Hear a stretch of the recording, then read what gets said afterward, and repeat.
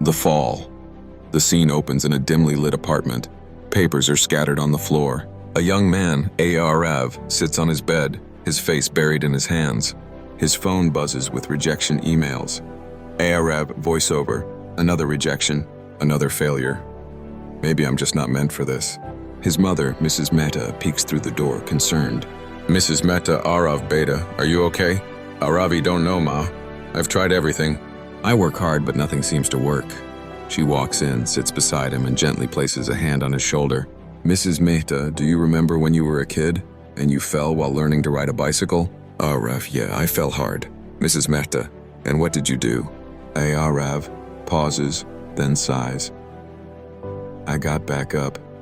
Mrs. Mehta, smiling. Exactly. Life works the same way, Beta. The only way to truly fail is to stop trying. Arav listens, but still seems doubtful. The screen fades to black.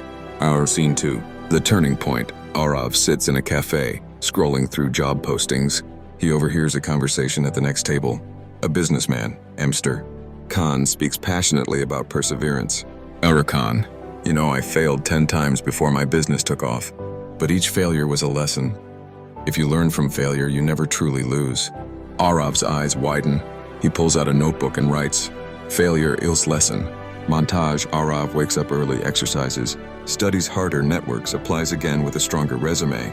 He gets rejected again but doesn't stop.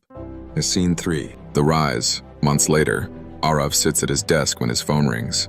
He hesitates, then answers. Voice on phone. Hello, Mr. Mehta.